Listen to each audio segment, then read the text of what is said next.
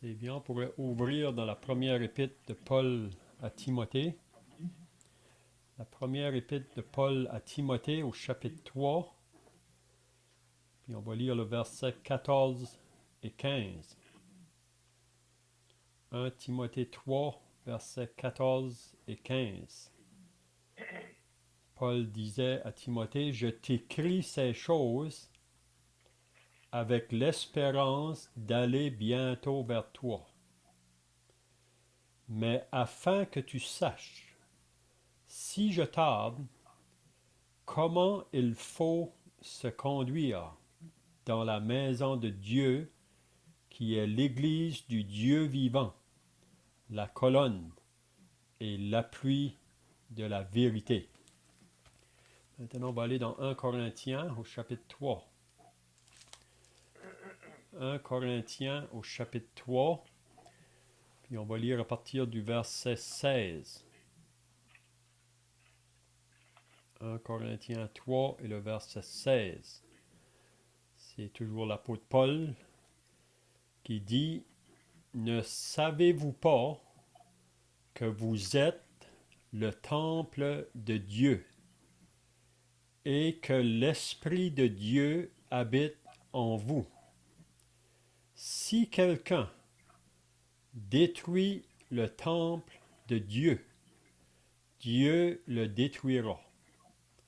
Car le temple de Dieu est saint, et c'est ce que vous êtes.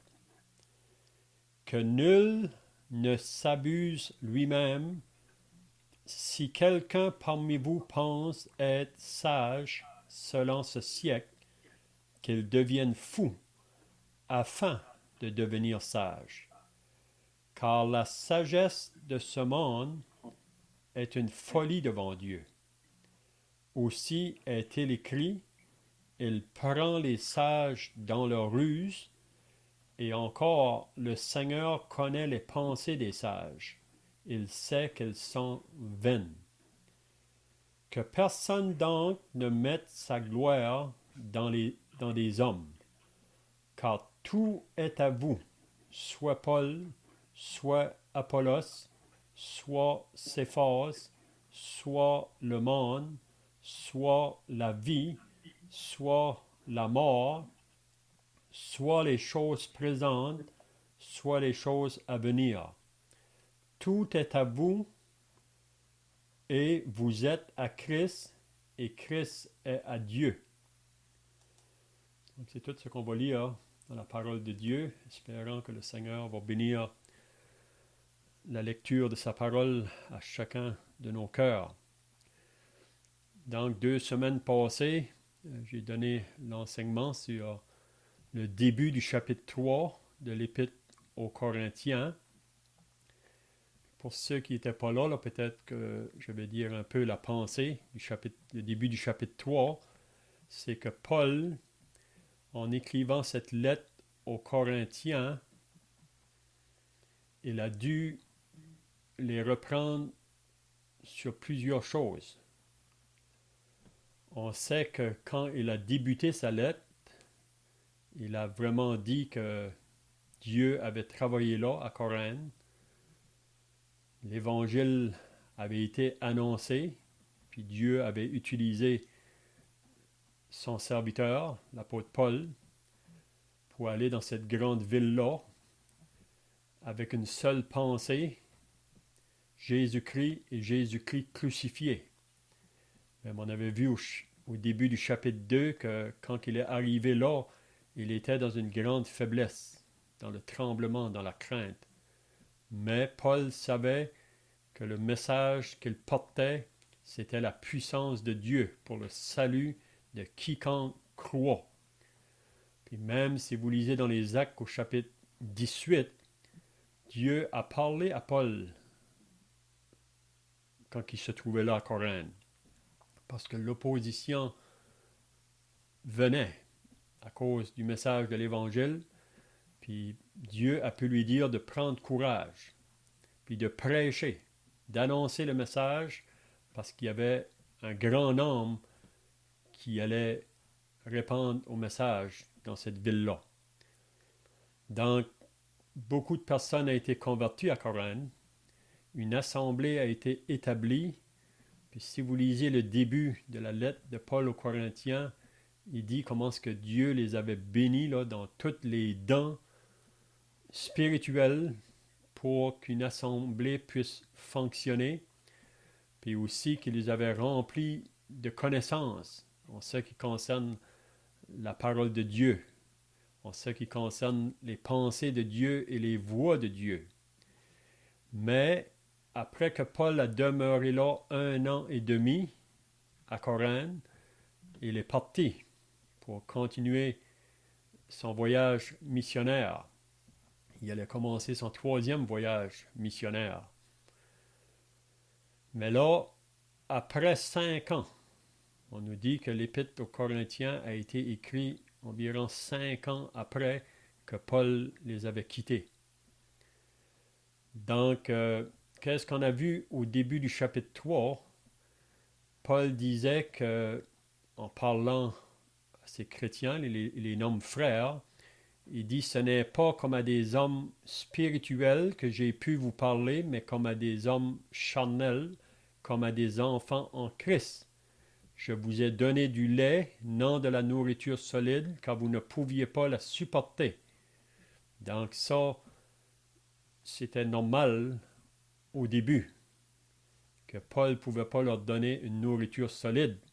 Il pouvait simplement leur donner les vérités élémentaires vraiment.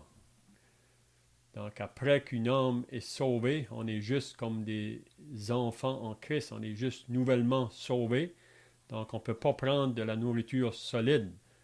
Comme un enfant qui vient au monde, on ne va pas lui donner de la viande après qu'il est né. Et on va le fider avec le lait. Et le besoin de le nourrir avec le lait. Puis à mesure qu'il va croître, qu'il va progresser, là, par la suite, après un certain temps, la maman va lui donner quelque chose de solide, une nourriture plus solide. Mais qu'est-ce que Paul disait à ces Corinthiens ici, là, quand il écrit sa lettre, qu'après 5 ans qu'il était allé là, on voit qu'il n'y avait pas eu de progression de fait. Ils n'avaient pas fait d'avancement dans leur vie spirituelle. Puis Paul leur dit après 5 ans qu'il doit encore leur donner du lait. Il ne peut pas leur donner encore de la nourriture solide. Puis là, il leur dit la raison pourquoi. Puis quand on lit ça ici, ça paraît des paroles assez sévères ou dures, mais Paul devait leur dire leurs conditions.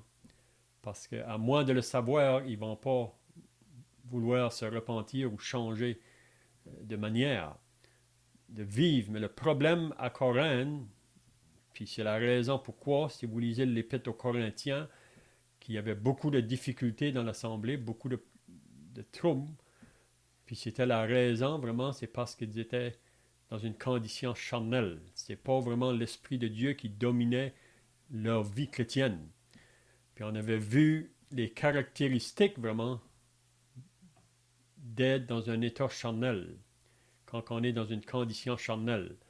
Puis il disait au verset 3, « Puisqu'il y a parmi vous de la jalousie et des disputes, n'êtes-vous pas charnel? » Donc, on voit qu'à Corinthe, l'assemblée était caractérisée par des jalousies, des disputes, puis même des divisions parce qu'ils faisaient du favoritisme avec les serviteurs de Dieu. Donc c'est ça qu'on avait vu un peu dans le début. Mais Paul disait que il ne faut pas agir de cette manière-là.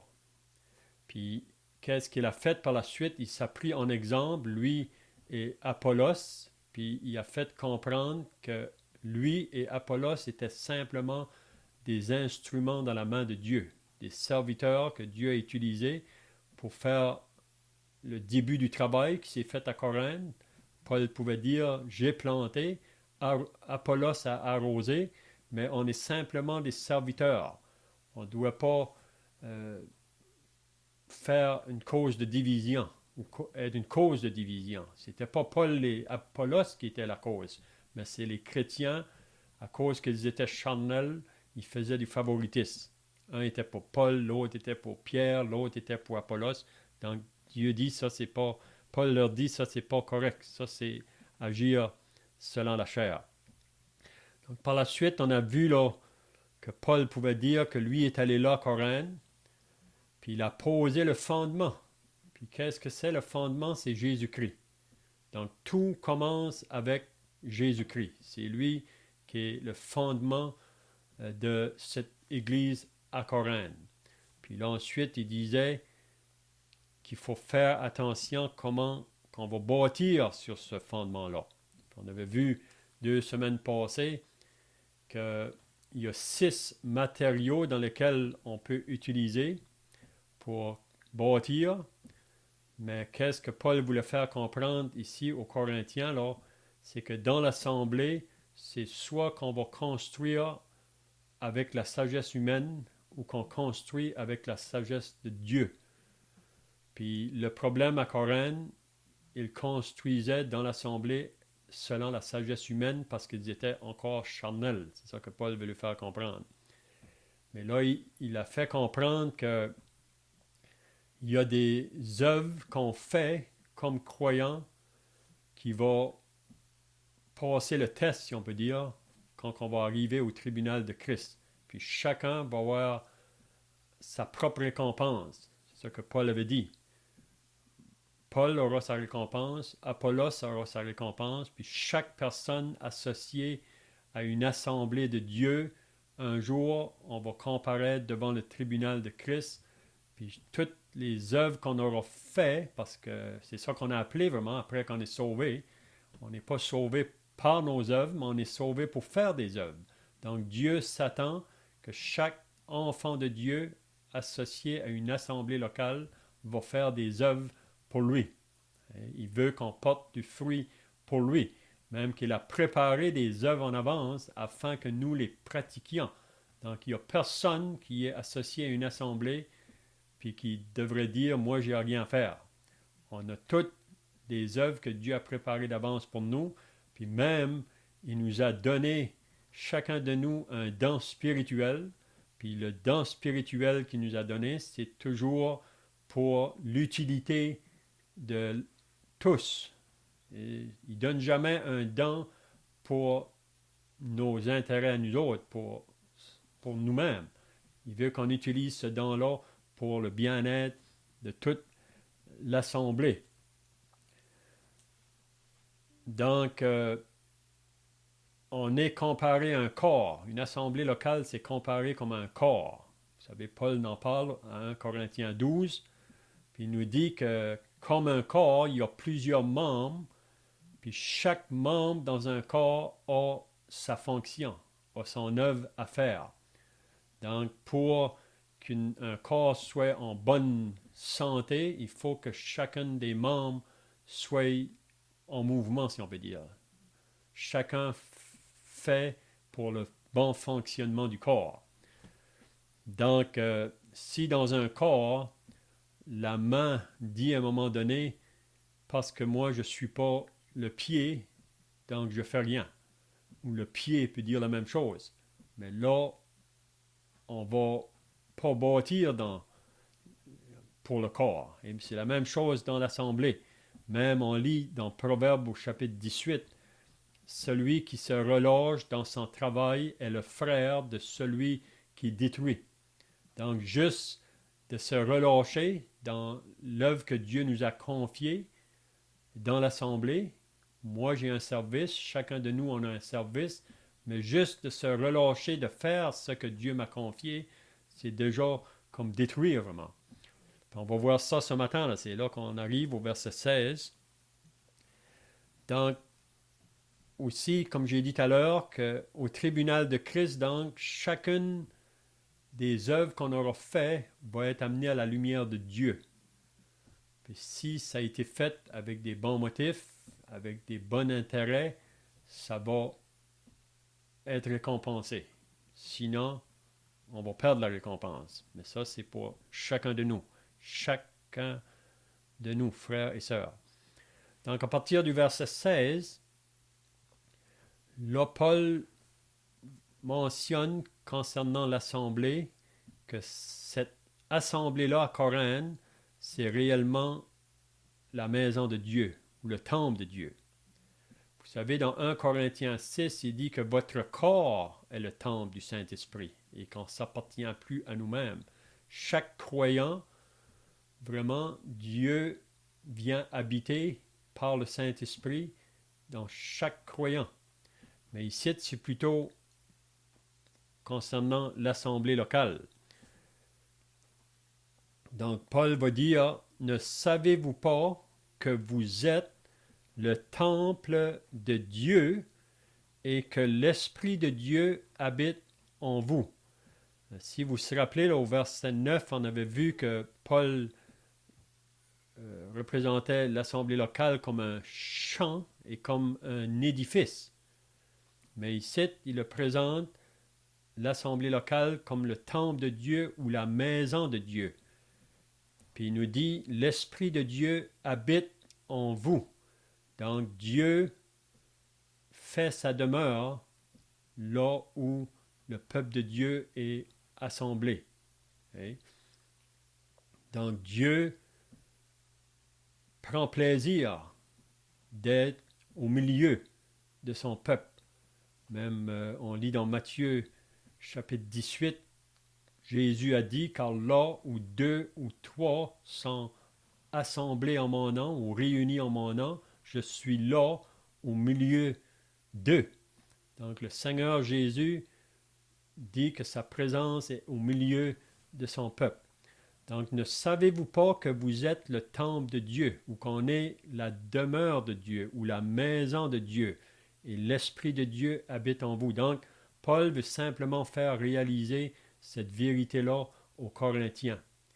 C'est pour ça que dans l'Assemblée, on ne peut pas agir de toutes sortes de manières. C'est pour ça que j'ai voulu lire dans 1 Timothée chapitre 3, là, quand Paul disait comment il faut se conduire dans la maison de Dieu.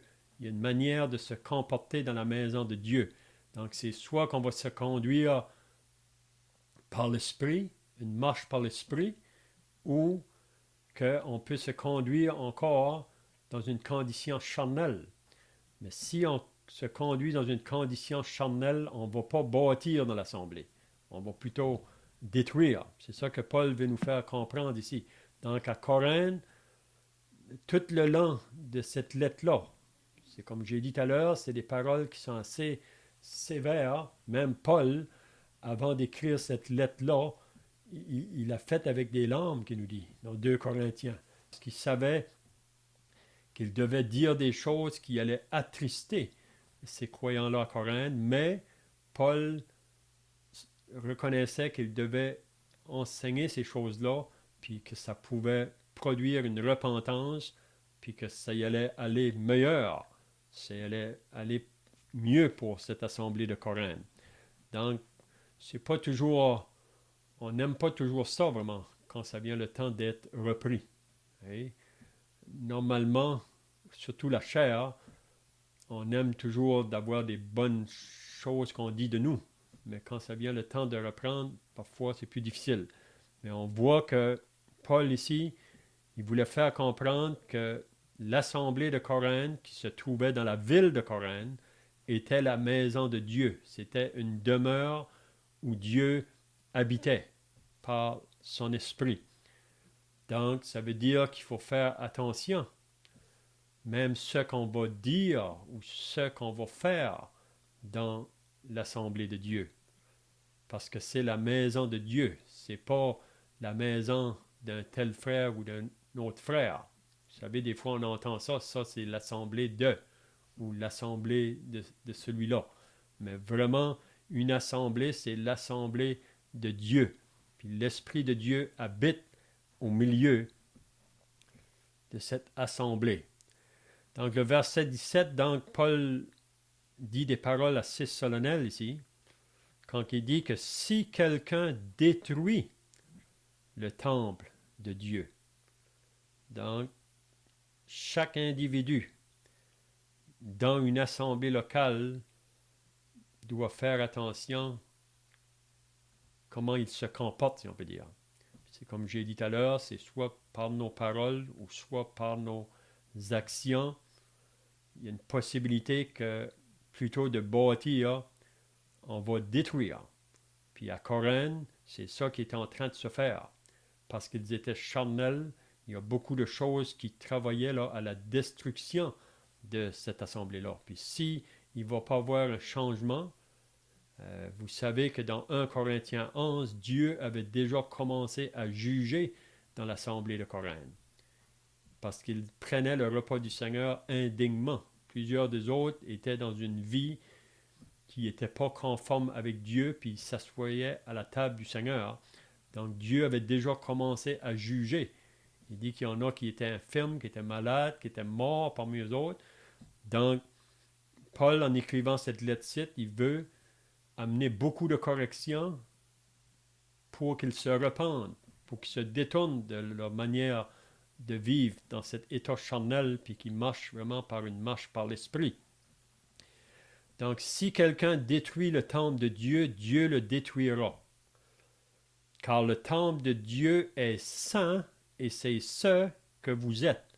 Donc, le temple de Dieu, c'est un endroit où la sainteté doit habiter, où la pureté devrait habiter. Donc, on ne peut pas introduire dans la maison de Dieu ou le temple de Dieu un autre Dieu. Et parce que dans le premier commandement, il va nous dire, tu n'auras point d'autre Dieu devant moi. Donc, on ne peut pas introduire un autre Dieu. Si quelqu'un amènerait un autre Dieu dans la maison de Dieu, Dieu va intervenir en jugement. On a l'exemple de ça dans 1 Samuel, chapitre 5. Si vous lisez, quand que le peuple philistin avait fait la guerre à Israël, puis ils ont pris l'arche de Dieu, puis l'ont apporté dans la maison des Philistins, la maison où leur Dieu était. C'était le Dieu Dagon. Puis si vous lisez, là, vous allez voir que quand ils ont mis l'arche de Dieu dans la maison du Dieu Dagon, ça dit que le lendemain matin, quand ils sont arrivés, le Dieu Dagon était tombé par terre. Puis ils l'ont remis de nouveau debout. Puis le lendemain, quand ils sont arrivés encore, la tête avait cassé. Puis le Dieu Dagon était par terre. Donc on ne peut pas placer le vrai Dieu avec un faux Dieu. Dieu ne peut pas habiter là. Hein? Donc dans l'assemblée de Dieu, donc il faut faire attention de rien introduire qui va y aller contraire à la sainteté de Dieu. Puis on sait qu'à Corinthe, quand on va arriver au chapitre 5, vous savez qu'il avait permis des choses là que Dieu ne pouvait pas accepter là. Puis il devait juger ça. C'était du péché dans l'assemblée. Donc si quelqu'un détruit le temple de Dieu, Dieu le détruira, car le temple de Dieu est saint et c'est ce que vous êtes. Donc, dans l'assemblée, il faut faire attention à qu'est-ce qu'on va introduire. Puis, comme j'ai dit tout à l'heure, il y a juste deux manières qu'on peut fonctionner ou bâtir dans une assemblée. C'est soit qu'on bâtit selon la sagesse humaine, ça veut dire dans un état charnel, ou selon la sagesse de Dieu. Puis vous savez, même une assemblée où toutes les dons étaient là, ou qui avions beaucoup de connaissances, mais si que l'assemblée est dans un état charnel, ils peuvent utiliser leurs dons quand même, mais ce n'est pas dans un état spirituel. Puis plutôt de bâtir, on va détruire. C'est ça que Paul fait comprendre. Donc, qu'est-ce qu'il dit au verset 18? Que nul ne s'abuse lui-même. Si quelqu'un parmi vous pense être sage selon ce siècle, donc parce qu'ils étaient charnels, ils agissaient vraiment selon la sagesse humaine ou selon le raisonnement des hommes. Puis c'est pour ça qu'il y avait beaucoup de divisions là. Ils faisaient du favoritisme. Puis Paul dit non, il ne faut pas faire ça. Donc que nul ne s'abuse lui-même. Si quelqu'un parmi vous pense être sage selon ce siècle, qu'il devienne fou afin de devenir sage. Donc vraiment, peut-être qu'à la vue des hommes, c'est bien, mais à la vue de Dieu, ce n'est pas bien. Donc, qu'est-ce que Paul veut dire? Qu'on devrait plutôt penser de la manière que Dieu pense, et non pas de la manière que l'homme peut penser en lui-même. Ensuite, il va dire que la sagesse de ce monde est une folie devant Dieu. Donc, d'agir selon la sagesse humaine, c'est vraiment une folie devant Dieu. Puis on le sait. Paul l'a dit au chapitre 2 que si l'homme, avec toute sa sagesse, aurait pu connaître Dieu, il n'aurait pas fait mourir le Seigneur Jésus. Donc l'homme, dans sa sagesse humaine, ne peut pas aller en accord avec la pensée de Dieu. Donc il dit aussi, est-il écrit, il prend les sages dans leur ruse, et encore le Seigneur connaît les pensées des sages. Donc Dieu connaît le raisonnement des hommes, puis il sait que l'homme naturel ne peut pas marcher en accord avec la pensée de Dieu. Donc il dit, le Seigneur connaît les pensées des sages, il sait qu'elles sont vaines. Donc on va terminer maintenant au verset 21, il dit, que personne donc ne mette sa gloire dans des hommes. Donc le danger de vouloir élever les hommes. C'est ça que Paul ne veut pas que les Corinthiens fassent, parce que ça cause des divisions. Et ça ne devrait pas se faire. Que personne donc ne mette sa gloire dans les hommes. Puis là, il le fait comprendre que les hommes ou les serviteurs qui sont parmi vous, c'est Dieu qui vous les a donnés. Puis vous devriez profiter de tous les serviteurs de Dieu et ne pas faire de favoritisme. Mais la raison qu'il le faisait de cette manière-là, c'est parce qu'ils étaient charnels. Mais là, Paul leur dit, tout est à vous. Paul est à vous, Apollos est à vous, Pierre est à vous. Oui? Soit le monde, soit la vie, soit la mort, soit les choses présentes, soit les choses à venir. Tout est à vous et vous êtes à Christ et Christ est à Dieu. Donc, il y a vraiment une bénédiction associée à une assemblée de Dieu.